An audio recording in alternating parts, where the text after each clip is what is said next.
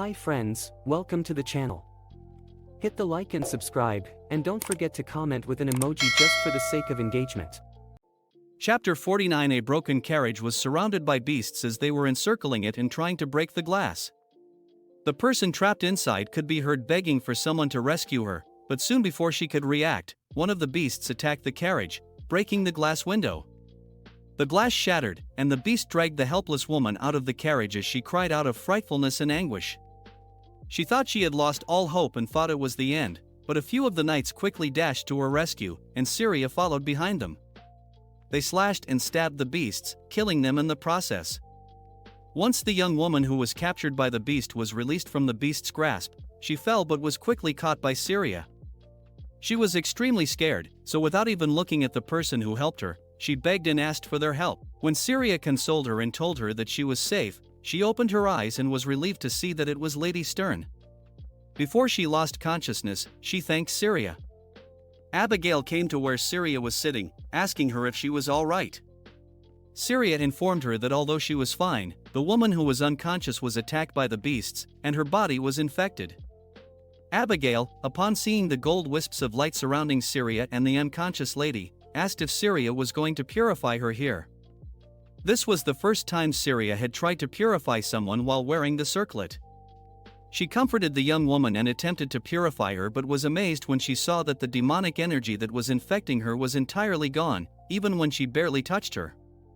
She couldn't believe it.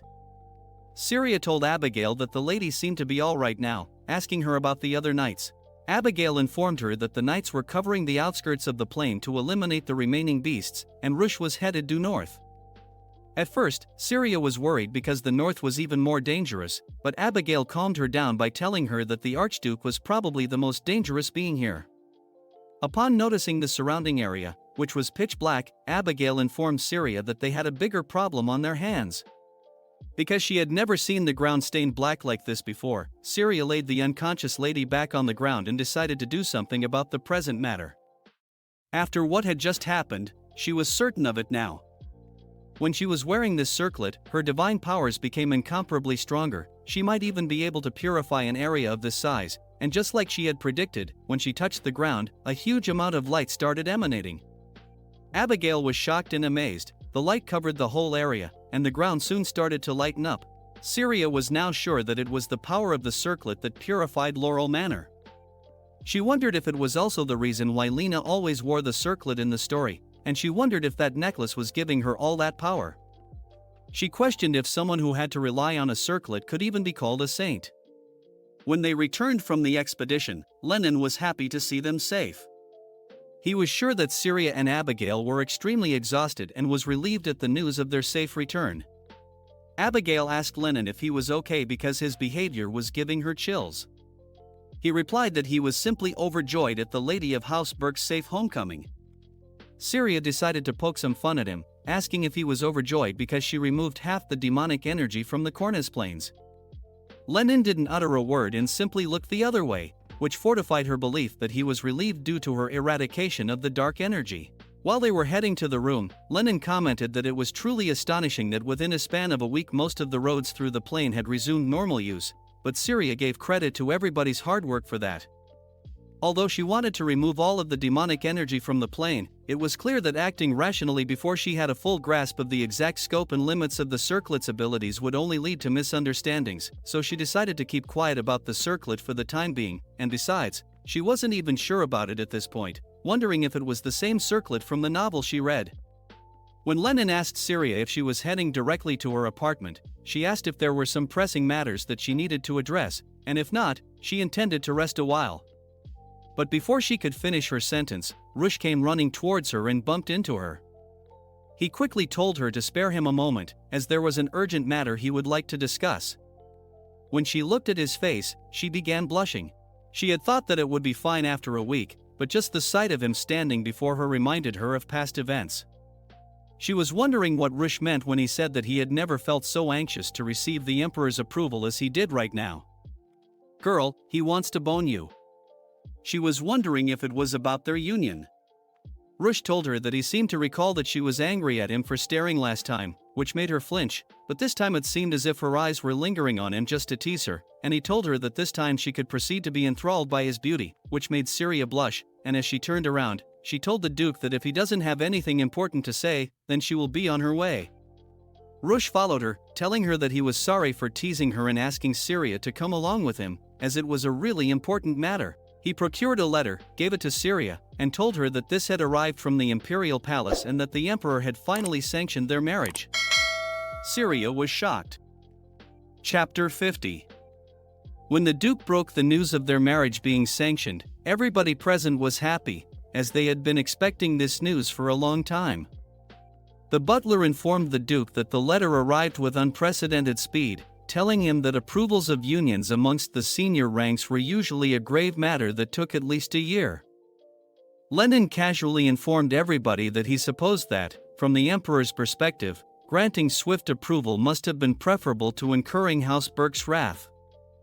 As Suzette asked him to speak more respectfully of His Majesty, Lenin replied that he thought it was sufficient to speak respectfully of the Duke and Lady Syria here on the grounds of Berk.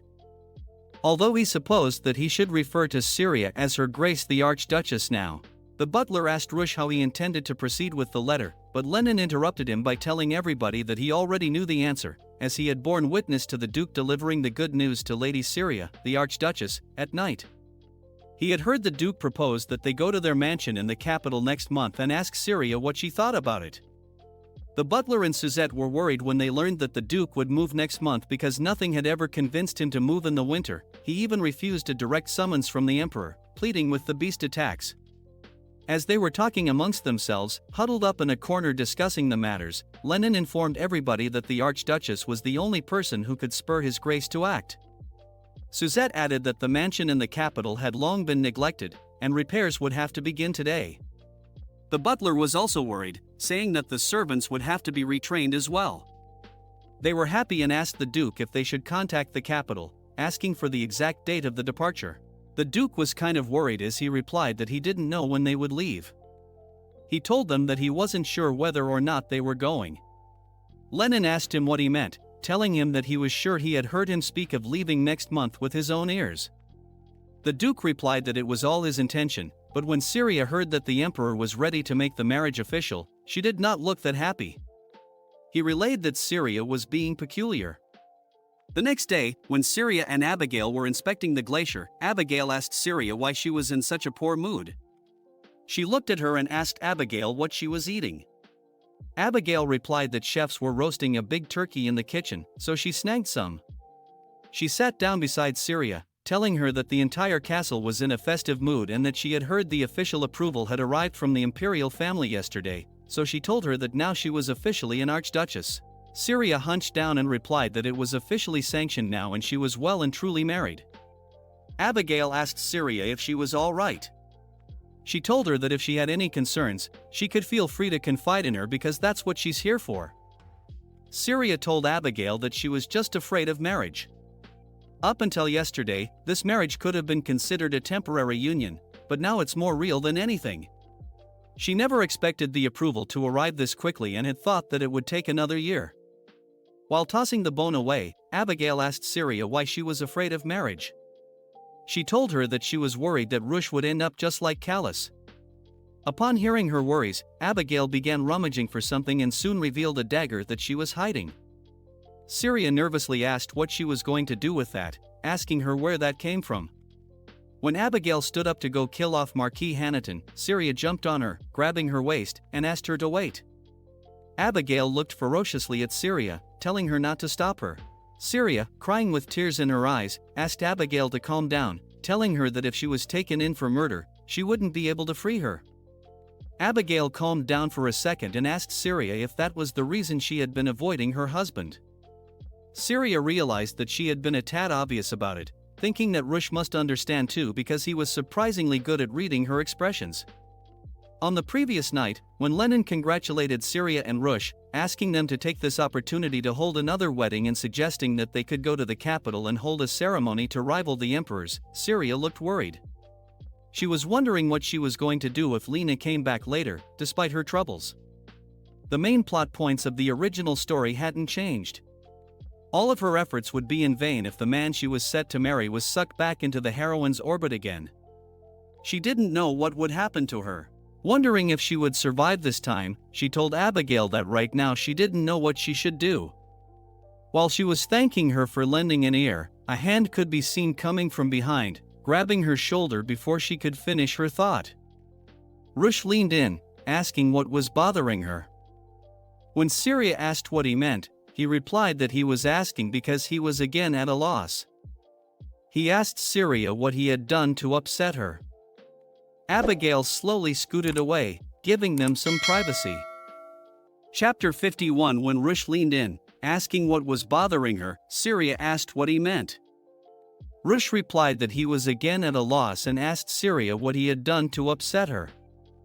Rush told Syria that even when Hanaton had the entire castle in an uproar over the Lady Saint, she never stopped going out to inspect the glacier, and here she was doing the same thing, this time asking her what on earth he did wrong.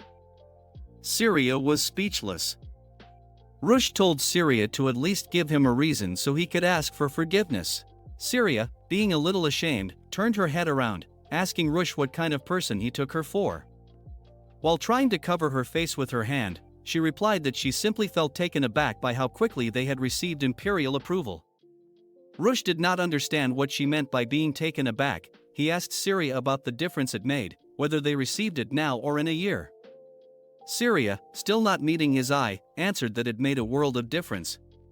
She was thinking that if it had taken a year, Lena would have come back. And Rush would have married her. Seeing that Syria was not speaking, Rush again asked her to speak about the difference she was talking about. Finally, Syria asked Rush if he really didn't know. She looked at him and replied that they would have divorced by then, claiming that this was only a temporary marriage after all. Rush was perplexed. He questioned why they would have divorced but came to the conclusion that it must be because of Callus Hanaton. He asked Syria if he was the reason she wanted the divorce so that she could go back to that scoundrel. Syria asked Rush why he was bringing up the Marquis all of a sudden, so Rush asked her why else she would divorce him. He told Syria to stop speaking of their marriage as a temporary one, as there was no one he needed as much as he needed her. Syria quickly asked Rush if he was saying all that just because she was a Stern. She mocked Rush by telling him that it was so fortunate that she could be the person his precious house, Burke, required, and she would be sure to put extra effort into her glacial inspections moving forward. Rush, with a stern voice, told Syria that she knew very well that wasn't what he meant.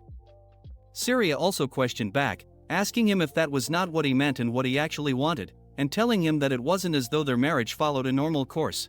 All this time she had been living as though she was in his debt, and the time she feared most was the date going beyond what she could repay.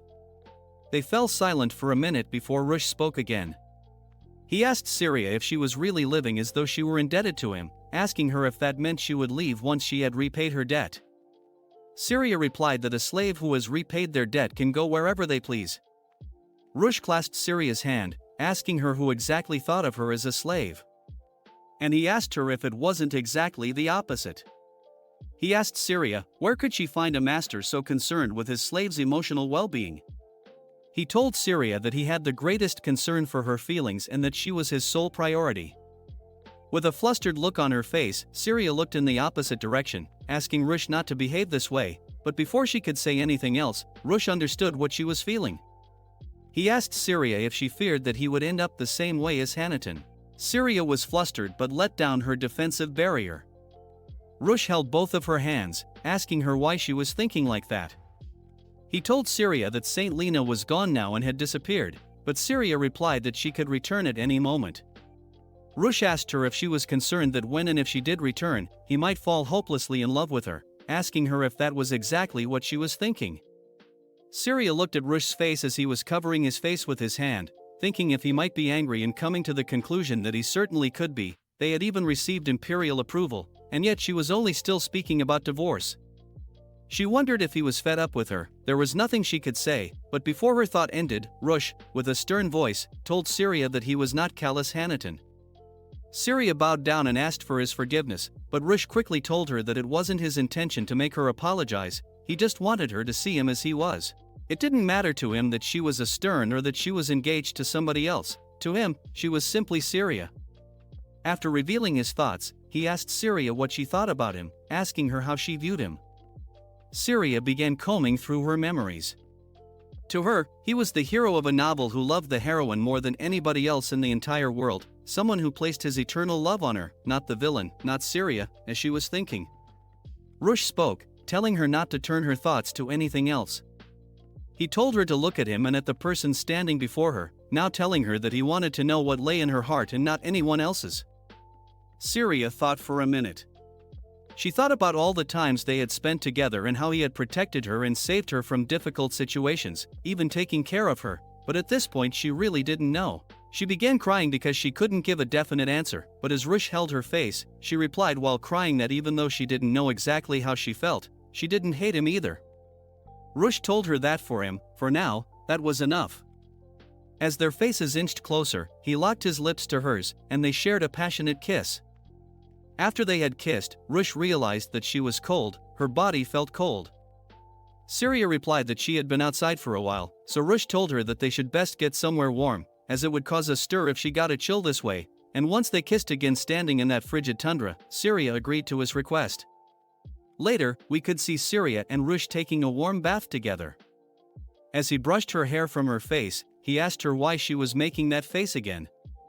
He was concerned that she might be thinking about Callus once again, but as he was brushing off the hair that covered and hid her blushing face, Syria flinched, seeing her reaction. Rush told her that she could speak up at any moment if she didn't want to continue, like he had told her before, telling her that this wouldn't be the last time and that there would be no stopping it.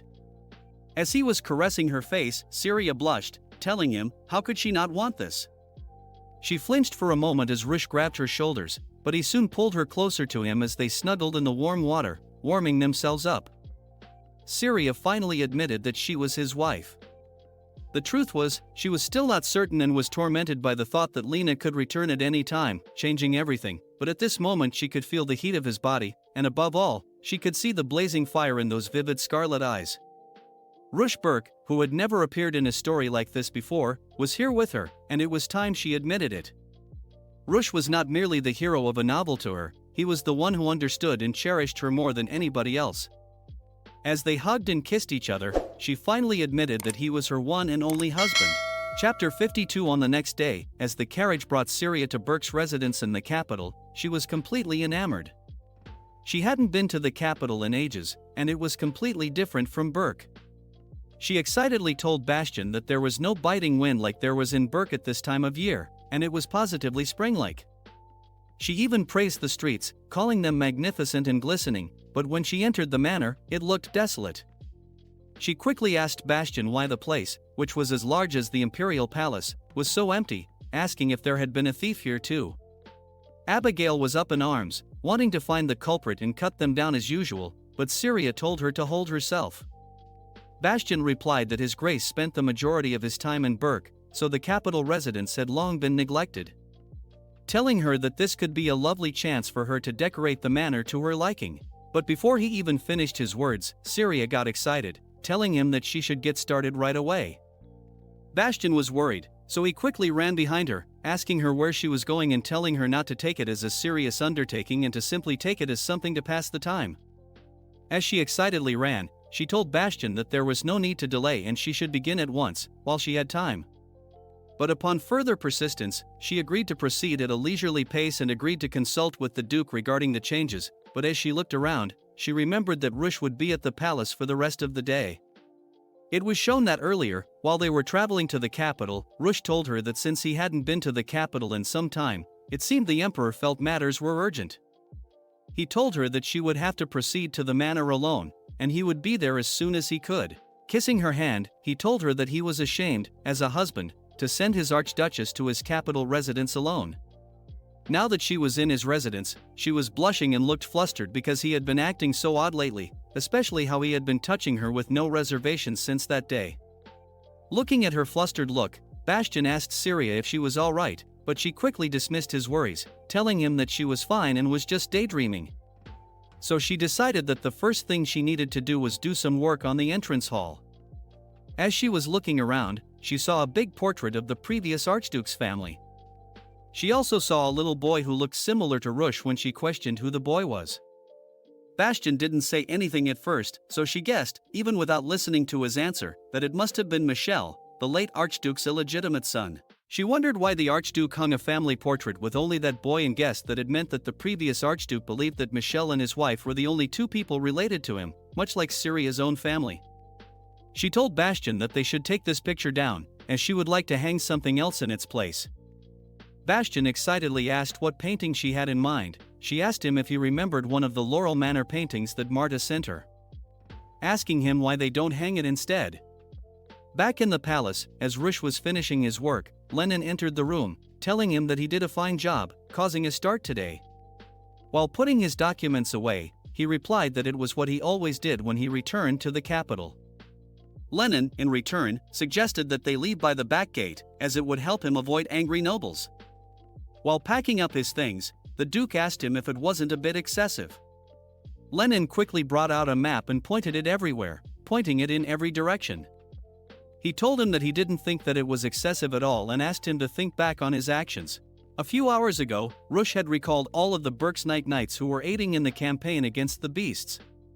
The Duke replied that the knights were only sent in the first place because the Emperor insisted, and he also stated that everyone had been away from home for too long and was very eager to return, pointing at a particular area on the map. Lenin asked him if he was doing it just because the Keladon estate was to the far east and asked him why he rejected Duke Howard's request for support in battling the beasts. Rush, as a matter of fact, told Lenin that it was only because he was close to Keladon. Lenin, while crying, told Rush that if he persisted this way, it would cause him endless grief, but Rush didn't care about what he said and told him that he could resume his nitpicking tomorrow, as he was a married man and could not stay out all night. Besides, he smiled as he told Lenin that he was a newlywed, which meant he did something yesterday. "I'm not sure, but I am speculating." As Duke left, Lenin's speech bounded in the room. Lots of nobles surrounded him as he entered the hallway. They were begging him not to withdraw all his knights so quickly like this, requesting his assistance as it was absolutely vital for the latest expedition. Lenin, on the other hand, was cowering down and keeping an eye out for all the commotion from inside the door. The nobles still had not realized, but all of Berk's power had already passed to the Archduchess, so begging the Duke wouldn't help them anyway. He quickly thought of something and went behind the Duke, asking him why he hadn't mentioned anything yet. The Duke nonchalantly asked Lenin what he meant. Lenin replied that he was talking about his wedding rings. Lenin had thought that the Duke would be scouting the capital jewelry stores now that they had received approval. As the Duke was leaving the hall, he replied that he would see to that in due course while rubbing his palms. Lenin replied that he knew that but was merely curious. When he thought of the wedding rings and looked at his own hand, the thought of Syria and the way they got married came to his mind. The Duke believed that purchasing the wedding rings was somewhat premature given the state of Syria's mind. This concluded Season 1. That's all for today. See you in the next episode, friends. Until then, keep reading manga.